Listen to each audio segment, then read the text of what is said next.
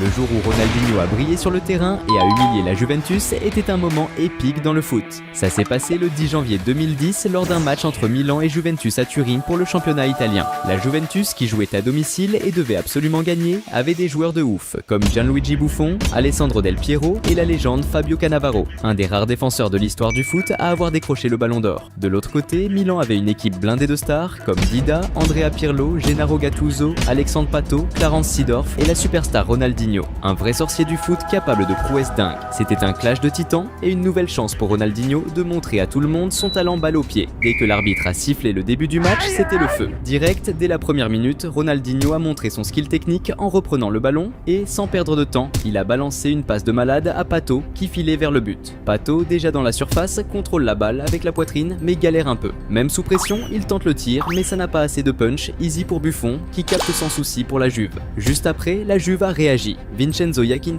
avec un sprint de malade, reçoit une passe profonde parfaite dans la surface. Il se prépare à tirer avec détermination, mais un défenseur de Milan bloque le tir, stoppant net la tentative de but. Peu après, à la 3e minute, la Juve a une autre occasion en or quand Iacchini capte un super passe en profondeur et se retrouve face à face avec le gardien, Del Piero à gauche en option. Mais il choisit de frapper direct et le ballon frôle le poteau, sortant en touche. Del Piero, vénère, ne cache pas son agacement de ne pas avoir reçu la passe alors qu'il était en position idéale pour marquer. Maintenant, c'était au tour de Ronaldinho de refaire surface dans le jeu.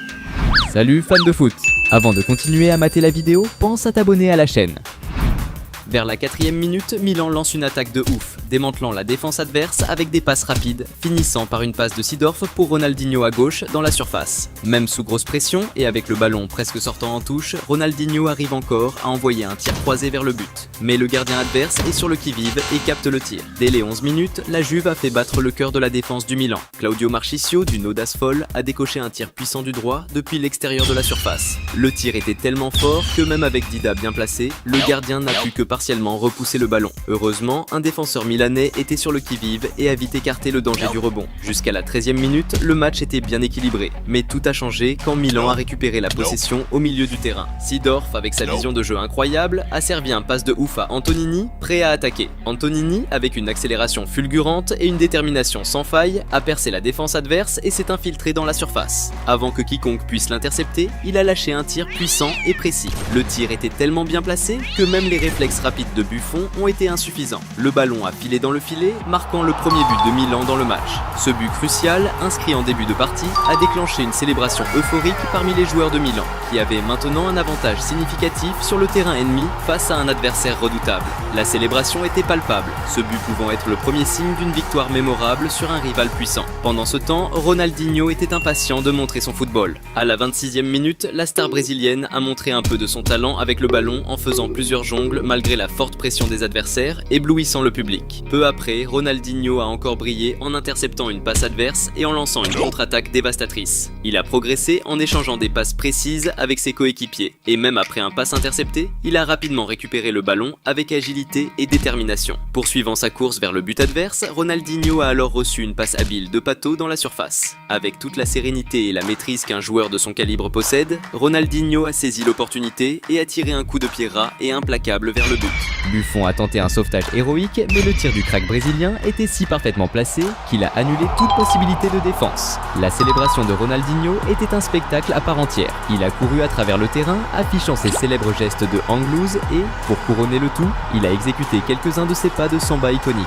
Le stade vibrait alors que Ronaldinho montrait non seulement son talent exceptionnel avec le ballon, mais aussi son authenticité et son charisme inégalé, célébrant d'une manière que seul lui sait faire. Avec un retard de 2 buts dans leur propre stade bondé, la frustration commençait à s'emparer des joueurs de la Juventus, comme à la 35e minute quand Cannavaro, dans un moment de désespoir, a commis une faute violente sur Marco Borriello. L'agressivité a coûté cher à Cannavaro, qui a reçu un carton jaune pour l'infraction, augmentant encore la pression sur l'équipe locale. À la 38e minute, dans un élan désespéré, la Juventus a attaqué avec Del Piero, qui a lancé un puissant tir de loin avec son pied gauche. Le tir était précis et menaçant, mais Dida, avec des réflexes rapides, a réalisé un arrêt spectaculaire pour Milan. La tension dans le match est restée élevée jusqu'au derniers instants de la première mi-temps. Dès que l'arbitre a sifflé le début de la seconde période, l'intensité a explosé. À la 49e minute, Milan a lancé une attaque lorsque Alexandre Pato a reçu le ballon, mais a été violemment abattu par une faute brutale de Grosso, qui l'a frappé par derrière. L'arbitre, totalement attentif à l'action, a rapidement sanctionné Grosso d'un carton jaune. Imperturbable, Pato s'est rapidement relevé, a pris le ballon et s'est positionné pour le coup franc. Au signal de l'arbitre, il a tiré un coup franc puissant et précis. Cependant, de l'autre côté se trouvait Manninger qui venait d'entrer dans le jeu et, avec des réflexes aiguisés, a effectué un arrêt spectaculaire, frustrant l'attaque milanaise. Maintenant, c'était à Ronaldinho de montrer à nouveau sa magie. Immédiatement après l'action précédente, Milan est reparti à l'attaque avec Ronaldinho avançant sur la gauche. Défiant la défense, il a dribblé dans la surface et a passé à Marco Borriello, qui malheureusement a perdu le contrôle du ballon en essayant d'avancer. Cependant, la défense de la Juventus s'est embrouillée en essayant de dégager, permettant à Milan de récupérer rapidement le ballon. Avec un brin de magie, Ronaldinho, dos au jeu, a trouvé Borriello avec une passe spectaculaire. Mais sous une intense pression, Borriello a de nouveau été désarmé avant qu'il puisse finaliser, frustrant une action prometteuse. À la 53e minute, Milan a repris possession du ballon et Ronaldinho a lancé un contre-attaque électrisante, dribblant habilement un adversaire et utilisant sa vision du jeu pour envoyer une passe précise à Alexandre Pato en attaque. Cependant, alors que Pato accélérait pour atteindre le ballon,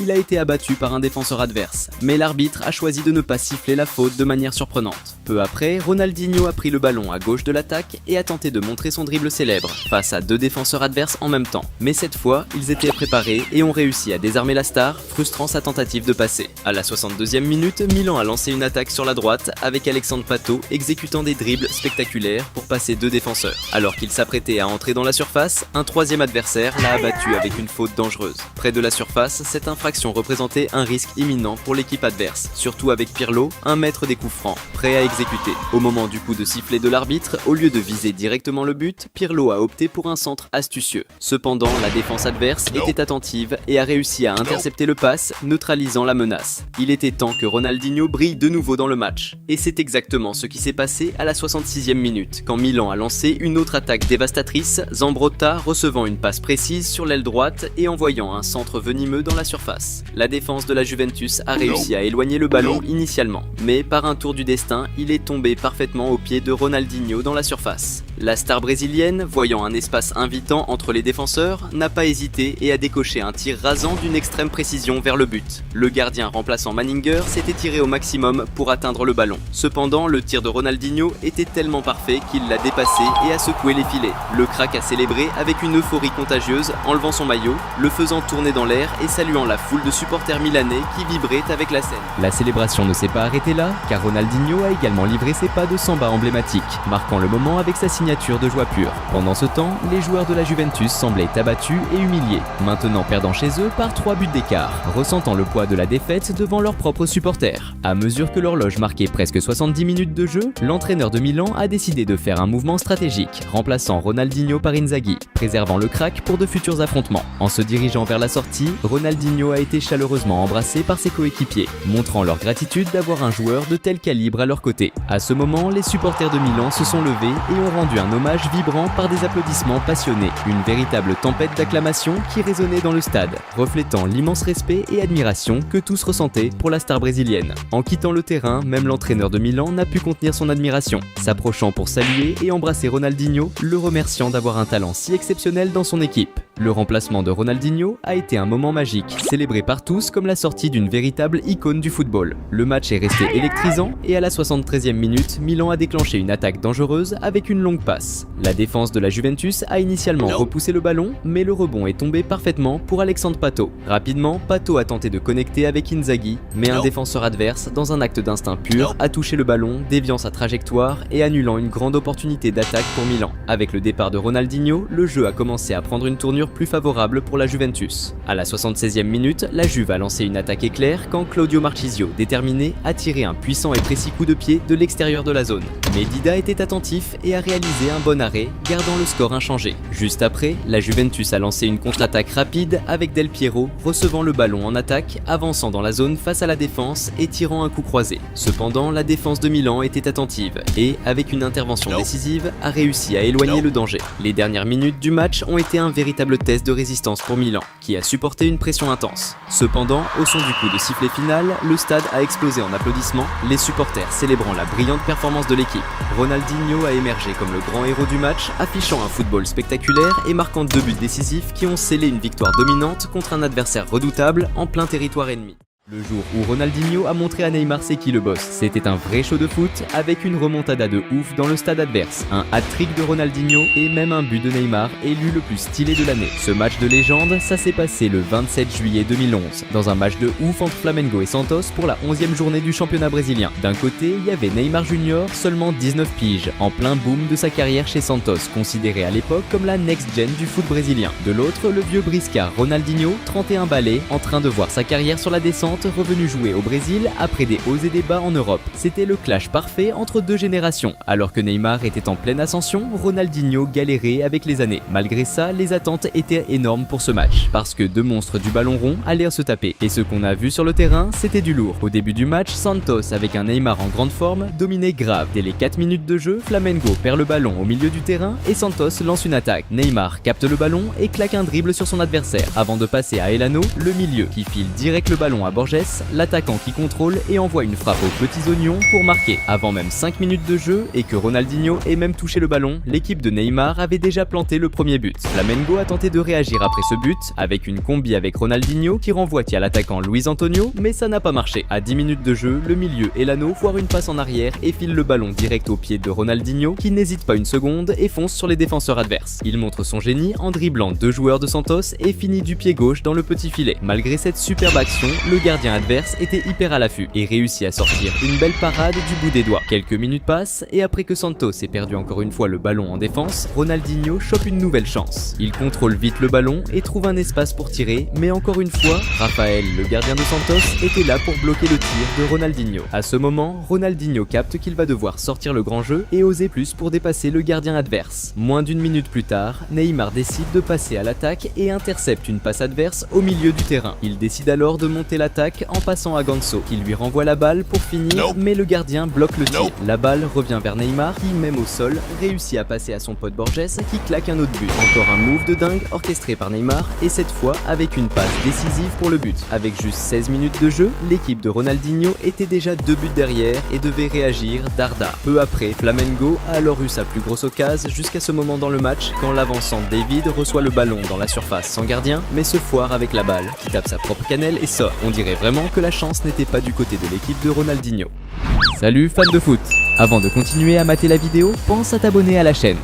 Après cette petite frayeur que l'équipe de Neymar a eue, c'était le moment pour lui de briller. Après avoir récupéré le ballon au milieu du terrain, il a dribblé un joueur et fait une passe à un coéquipier entre les adversaires avant de se lancer à l'attaque. Même avec 3 défenseurs de Flamengo devant lui, il a décidé de les affronter, dribblant et tenant tête à la défense. Et avec toute sa magie, il a pénétré dans la surface et a marqué un but de ouf. Neymar, à lui seul, a réussi à dribbler la moitié des joueurs adverses et a marqué l'un des plus beaux buts de tous les temps. Ce but était tellement dingue qu'il a même remporté le prix Puskás du plus beau but de l'année. À ce moment du match, à la 26e minute, avec Santos menant 3-0 contre le Flamengo de Ronaldinho, la plupart des gens auraient pensé que c'était impossible de renverser le match. Mais ceux qui pensaient ainsi oubliaient qu'il y avait un génie du foot nommé Ronaldinho sur le terrain. Et tant qu'il était là, tout restait possible. 2 minutes se sont écoulées et l'équipe de Ronaldinho a décidé de tout donner pour attaquer, car il devait urgemment changer le score du match. Après que Luis Antonio a reçu le ballon sur le côté droit et a envoyé un centre dans la grande surface, Ronaldinho reçoit le ballon face au but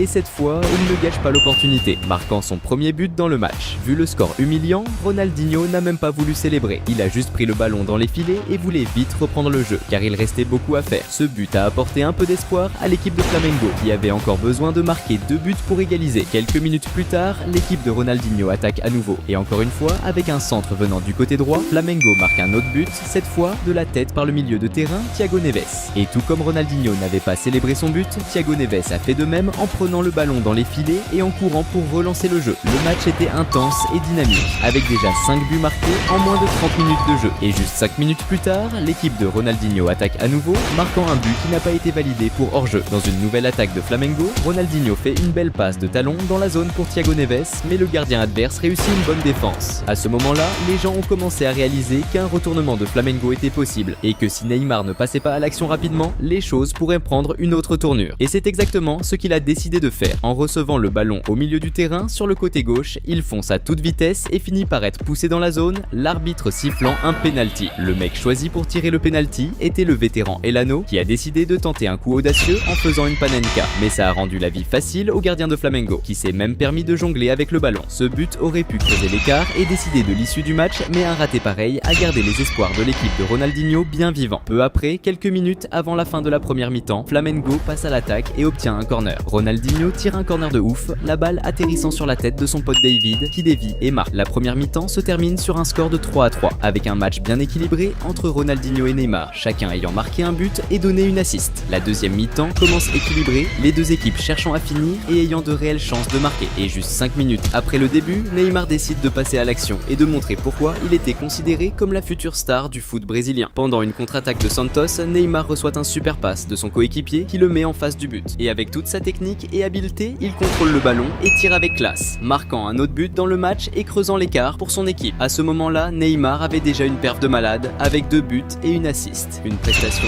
digne d'un vrai crack. Mais le match n'était pas encore fini et Ronaldinho pouvait encore utiliser sa magie pour changer le cours du jeu. Quelques minutes plus tard, sur un ballon renvoyé vers le gardien de Flamengo, l'équipe de Neymar a failli avoir une autre chance d'augmenter le score. Mais le gardien était vigilant et a réussi à éviter le pire. Le match était intense et à la 13e minute de la seconde mi-temps, l'équipe de Ronaldinho obtient un coup franc loin de la zone, mais qui pourrait quand même représenter une grosse menace, vu que c'est Ronaldinho qui tire. Il choisit de faire un centre et David, qui avait déjà marqué de la tête, fait un bon coup de boule, mais le gardien de Santos capte. Peu après, Ronaldinho, en recevant le ballon au milieu du terrain, tente un move solo en dribblant plusieurs défenseurs adverses, mais perd la balle face au dernier défenseur. Ronaldinho semblait déterminé à gagner ce match, prêt à tout pour y arriver. Peu de temps après, Ronaldinho et son équipe lancent une autre offensive. Ronaldinho tire et la balle touche un défenseur adverse et rebondit vers Thiago Neves qui était hors jeu. C'était déjà le deuxième but de Flamengo dans le match qui n'était pas validé pour hors jeu, mais ça ne semblait pas du tout ébranler la confiance de l'équipe. Juste après, Ronaldinho tente une autre offensive avec une passe qui finit par être un peu trop forte. À chaque minute qui passait, il semblait que Flamengo de Ronaldinho se rapprochait de plus en plus de l'égalisation. Et c'est exactement ce qui s'est passé quand à la 21e minute du match, Ronaldinho reçoit le ballon près de la zone adverse et tente de dribbler les défenseurs, mais se fait faucher. Cette distance de seulement 19,9 mètres représentait un gros danger pour les adversaires, parce que c'était Ronaldinho, l'un des meilleurs tireurs de coups francs du monde, qui allait tirer. Avec toute l'audace et la personnalité qui caractérise Ronaldinho, il décide de frapper le coup franc sous le mur au moment où les joueurs adverses sautent en pensant qu'il tirerait par-dessus. Résultat, un golazo de Ronaldinho qui ramène encore une fois l'égalité pour son équipe. À ce moment du match, la rivalité entre Neymar et Ronaldinho était de nouveau équilibrée, chacun ayant marqué 2 buts et fait une assist, une performance spectaculaire des deux. Si le match se terminait ainsi, ce serait déjà un match magnifique, mais le destin était sur le point de choisir un vainqueur pour ce duel. Neymar voulait aussi beaucoup cette victoire et a même tenté une action individuelle sur la gauche, affrontant la défense adverse et tombant dans la zone. Mais cette fois, aucun coup franc n'a été sifflé. Quelques minutes plus tard, il tente encore une action solo en dribblant par le milieu, mais il se fait faucher par les joueurs de Flamengo. Neymar continue d'insister et après avoir reçu un ballon dans la zone, il le contrôle et se crée de l'espace pour tirer, mais son tir part à côté. Juste après, Neymar tente encore une action individuelle, dribblant le défenseur adverse et tirant encore à côté. Malgré l'excellente performance de Neymar, le destin avait réservé cette soirée pour Ronaldinho. À la 35e minute de la seconde mi-temps, lors d'un contre-attaque de Flamengo, Ronaldinho reçoit le ballon sans marquage et il ne gâche pas l'opportunité et marque son 3e but dans le match. Les gens n'en croyaient pas leurs yeux, Ronaldinho venait de marquer un hat-trick dans un match contre Neymar qui avait commencé avec son équipe menée 3-0. On dirait un scénario de film, mais c'était la réalité. Après ce retournement historique, l'équipe de Ronaldinho a réussi à tenir le jeu pendant 13 minutes jusqu'à la fin du match, scellant la victoire 5-4 sur l'équipe de Neymar. Ce jour est entré dans l'histoire du foot comme le match le plus stylé du championnat brésilien. Un duel historique entre deux des plus grands joueurs brésiliens de tous les temps, mais avec Ronaldinho montrant qui est le meilleur. Malgré la défaite, Neymar a quand même été récompensé par le prix Puskás du plus beau but de l'année. Il a aussi capté qu'il devait grave progresser pour atteindre le génie de Ronaldinho, qui, même pas à son apogée, a montré au monde qui est le vrai king des dribbles. Le jour où Ronaldinho, déjà retraité, a joué avec le crack du foot, c'était ouf. Ça s'est passé en juin 2023, lors d'un match amical entre les potes de Ronaldinho et ceux de Roberto Carlos. Le match réunissait des stars comme Dida, Cafu, Vini Junior, Dybala, Rivaldo et le phénomène Ronaldo. C'était un clash légendaire entre des icônes du foot, une chance rare de voir différentes générations de superstars s'affronter sur le même terrain. L'arbitre a sifflé le début du match qui a démarré sur les chapeaux de roue. Dès les 2 premières minutes, Ronaldinho a balancé un passement de jambes stylé à un coéquipier. Ensuite, Vinicius Junior a percé sur l'aile gauche et a centré la balle vers Cafu au milieu. Voyant un espace libre, Cafu n'a pas hésité et a tiré de loin, presque marquant un superbe but, la balle frappant la barre transversale. Après le tir de Cafu, le rebond est allé à Vinicius Junior qui a vite passé à Ronaldinho. Il a tenté de finir, mais la précision manquait et la balle est sortie en touche. Peu après, l'équipe de RC3 a riposté avec Nani, avançant sur le côté droit et passant à Lucas Moura, libre dans la zone. Lucas a dribblé le gardien et allait tirer quand l'arbitre a signalé hors-jeu, annulant l'action. Ensuite, l'équipe de R10 a relancé l'attaque avec Vinicius Junior, recevant un passe précis sur le flanc gauche et entrant dans la zone. Après avoir dribblé habilement son défenseur, il a passé à Ronaldinho qui a tenté de tirer, mais son tir a été bloqué par un défenseur adverse. À la 5e minute, Ronaldinho a lancé une attaque en passant à un coéquipier avancé. Cependant, le gardien adverse a vite quitté sa cage pour dégager la balle. Malgré cela, le rebond est resté avec l'équipe de R10, permettant à JJ de lancer un tir puissant de loin, frappant la barre transversale et faillant marquer. Après l'action, le rebond est tombé aux pieds de Vinicius Junior, qui, dos au but, a contrôlé le ballon et a envoyé une bicyclette spectaculaire vers le but. Cependant, le gardien adverse était vigilant et a réussi à arrêter le tir, empêchant ce qui aurait été un but mémorable. À la 6e minute, l'équipe de R10 est repartie à l'attaque avec Cafu avançant sur la droite et passant le ballon à Ronaldinho au milieu de la surface sans marquage. Mais il a mal pris le ballon et raté son tir devant le but. Jusqu'à ce moment, Ronaldinho ne semblait pas être dans sa meilleure forme, gaspillant plusieurs occasions claires de but. Salut fans de foot! Avant de continuer à mater la vidéo, pense à t'abonner à la chaîne. À la 9e minute, Ronaldinho a mené une nouvelle attaque, échangeant des passes avec ses coéquipiers à l'intérieur de la zone adverse, jusqu'à se retrouver face à face avec le gardien. Mais encore une fois, il n'a pas réussi à finir correctement, gaspillant une autre grande chance de but. Juste après, l'équipe de R10 a maintenu la pression offensive, cette fois avec JJ qui a réalisé un exploit individuel impressionnant, dribblant plusieurs adversaires et terminant avec le ballon au fond des filets. Ce but magnifique des amis de Ronaldinho a mis l'équipe en tête, laissant penser que beaucoup d'autres buts pourraient suivre dans le match. Mais de l'autre côté, il y avait aussi d'autres gagnants du Ballon d'Or comme Rivaldo. À la 15e minute, l'équipe de RC3 a réagi avec Vérone qui a avancé pour l'attaque et a passé le ballon à Rivaldo au milieu près de la zone. Remarquant un espace dans la défense adverse, Rivaldo en a profité pour décocher un tir du pied gauche de l'extérieur de la zone. Le tir était si puissant et bien placé qu'il a atteint exactement l'angle désiré. Le gardien Dida a essayé de l'atteindre, mais en vain, et le ballon a fini au fond des filets. Ce but de l'équipe de RC3 a égalisé à nouveau le match, intensifiant encore la compétition. Vers la 22e minute, Ronaldinho a mené une attaque en passant le ballon à Vinicius Junior, qui était plus en avant. Le talentueux joueur brésilien a avancé vers le but et a tenté un tir qui aurait lobé le gardien, mais le jeu avait déjà été arrêté par l'arbitre qui avait signalé un hors-jeu. Juste après, l'équipe de R10 a repris l'offensive, avec Dybala qui a reçu une passe précise sur l'aile gauche, a avancé et a donné le ballon à Ronaldinho près de la zone. Ronaldinho a alors contrôlé le ballon, avancé dans la zone et tenté un tir au but. Mais la finition était si faible qu'elle ressemblait plus à une passe en retrait pour le gardien. À la 24e minute, l'équipe de R10 a organisé une attaque efficace avec Vinicius Junior avançant sur la gauche, pénétrant dans la zone et utilisant des dribbles rapides pour désorienter le défenseur adverse, créant de l'espace pour faire une passe précise au milieu. Kluivert, qui était parfaitement positionné, a reçu la passe dans d'excellentes conditions et a simplement poussé le ballon dans le but. Ce deuxième but marqué par les amis de R10 a remis l'équipe en tête dans le jeu. Vinicius Junior n'était pas satisfait avec juste une passe décisive. Il en voulait plus. À la 27e minute, le jeune talent brésilien a montré des skills dignes de Ronaldinho en délivrant une passe décisive tout en regardant astucieusement dans l'autre direction, trompant ainsi ses adversaires avec cette technique rusée. Cafu, très attentif, a récupéré la balle avec précision et a rapidement foncé vers le but adverse. Face au gardien, il a réalisé une frappe raffinée, lobant le gardien et déposant le ballon au fond des filets. Ce but spectaculaire de Cafu a provoqué une ovation des supporters, bluffés par la superbe action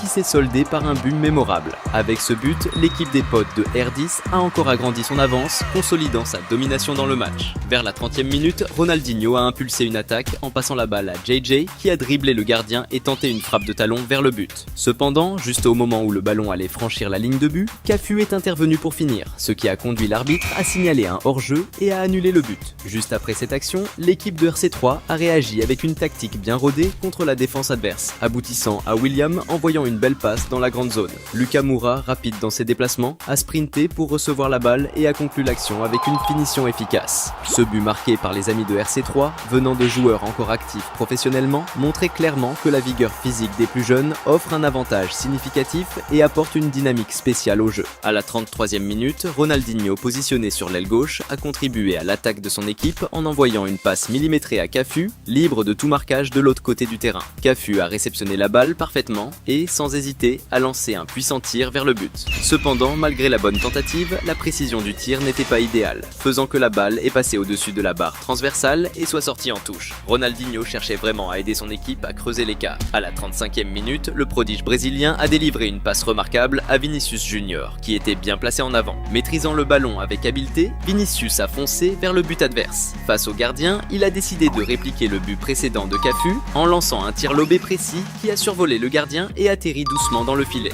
Ce but spectaculaire de Vinicius Junior, résultant d'une passe de Ronaldinho, a servi à augmenter encore plus l'avantage de l'équipe de R10, consolidant sa supériorité dans le match. Alors que le match approchait de la 40e minute, l'équipe de R10 a lancé une autre attaque avec Cafu progressant sur la droite et pénétrant dans la zone adverse. Il a alors fait une passe en arrière, trouvant Ronaldinho dans une position favorable. En recevant le ballon et remarquant que le gardien était déplacé, Ronaldinho a tenté un tir astucieux par-dessus le défenseur, visant le but. Cependant, le gardien a réussi à revenir à sa position à temps et a effectué un arrêt crucial, empêchant un but qui aurait été mémorable de Ronaldinho. Pendant ce temps, Vinicius Junior avait une fin de but.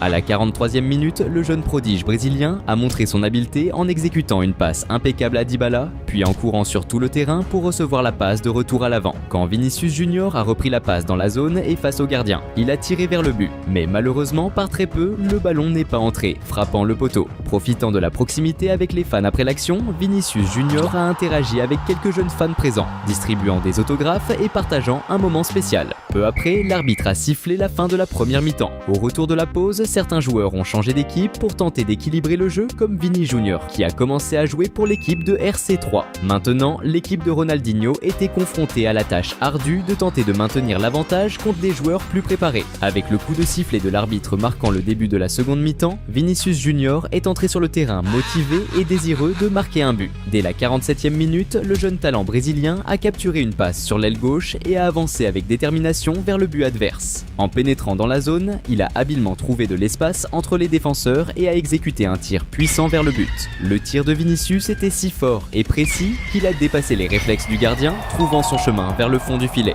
La célébration du but était particulièrement marquante, avec Vinicius s'adonnant à une série animée de danse et même prenant un selfie en utilisant le téléphone portable d'un des supporters, ajoutant une touche spéciale au moment de joie. Immédiatement après le but, un moment curieux s'est produit quand un supporter a envahi le terrain pour étreindre Ronaldinho, montrant que, malgré qu'il ne se démarquait pas dans ce match, il restait le favori parmi les fans.